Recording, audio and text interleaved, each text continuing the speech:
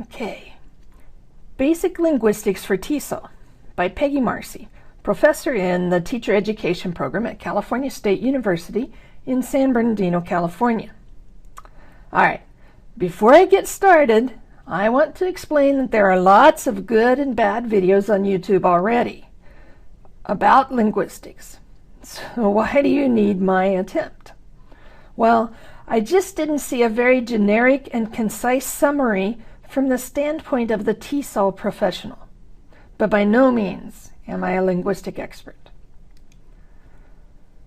Some YouTube channels you may want to follow up with are Native Lang and Linguistics Marburg. I've drawn information from both sources. In fact, I really like the introduction that Native Lang gives to the various subcategories of linguistics. Therefore, I've chosen to use his points as my table of contents. Linguistics is the study of language in general. It is a scientific field of study. I personally am more interested in applied linguistics. In other words, how do the various aspects of linguistics contribute to my everyday teaching? The main branch of linguistics is theoretical linguistics, usually just referred to as linguistics. This field is broken down into various subcategories. Linguists look at the sounds of a language and how they are formed, structures of a language, and meanings of a language. Let's look at each subcategory briefly. Phonology. Phonology is not equal to pronunciation because phonology is the study of the various sounds available in any language, how they are made and how they can be combined. It is more theoretical than pronunciation. Pronunciation is the actual act of making the sound or the application of phonology. Morphology. This is the study of how words are built in a language. To do that, they have to take a word apart to the smallest sections of meaning they can. These are referred to as morphemes. For example, walk is a morpheme. The endings of S and ED are morphemes also. Morphology tells me that I can combine these to create walks and walked, but not to make walkeds. The average ESL/EFL instructor deals with this regularly under the category of grammar in the classroom. Syntax. Syntax is also part of the structure of the language, so it is also covered in the classroom under the common title of grammar. Specifically, syntax looks at how sentences are created, what combination of words is allowed and what is not. Then textbooks are written describing these rules and become the grammar of the language.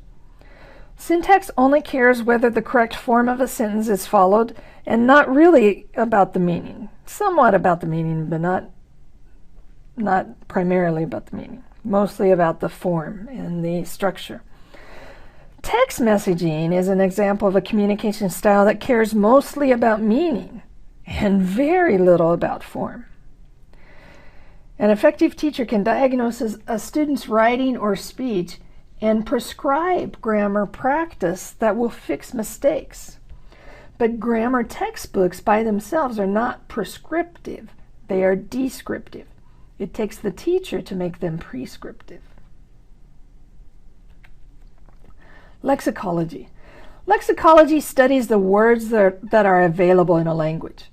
Dictionaries attempt to be written lexicons for an entire language, but teachers usually are more focused on what words are in their students' individual lexicons, stored in their brains. This includes idioms, slang, and other common sayings.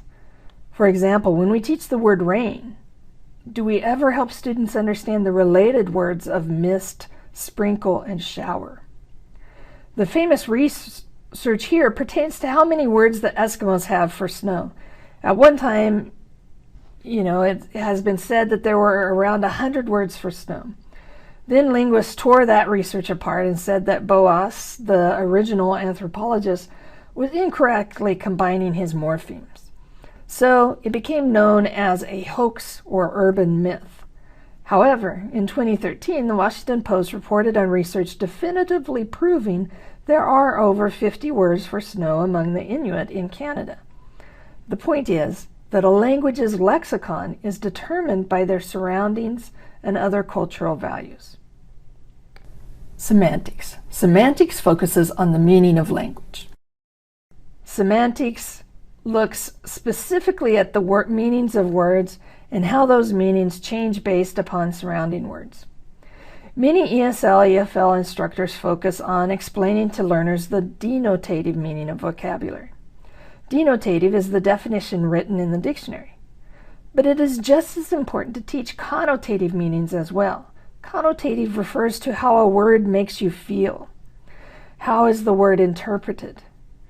Semantics also looks at words with multiple definitions and figurative language. Finally, pragmatics.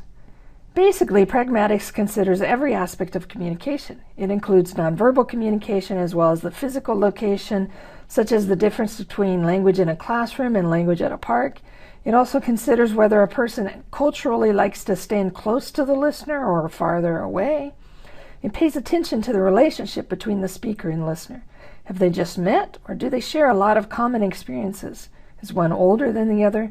Does one have more authority than the other? When you have a student say they understood every word in the sentence, but they still don't understand what you mean, it's because they can't sort out the significant context in order to pragmatically comprehend. One of the benefits of communicative language teaching is that it places a great significance upon pragmatic competence. In review, this video has looked at key subcategories of linguistics. Phonology studies how sounds are made to form words and meaning. Morphology studies how words are put together. Syntax describes rules for how sentences can be put together. Lexicology studies what types of words are available in a language and what are the differences between seemingly related words. Semantics focuses on the coded meaning of words, phrases, and sentences and how they're combined. Pragmatics cares most about understanding and communication, so it includes all relevant contextual aspects between speaker and listener. Thank you.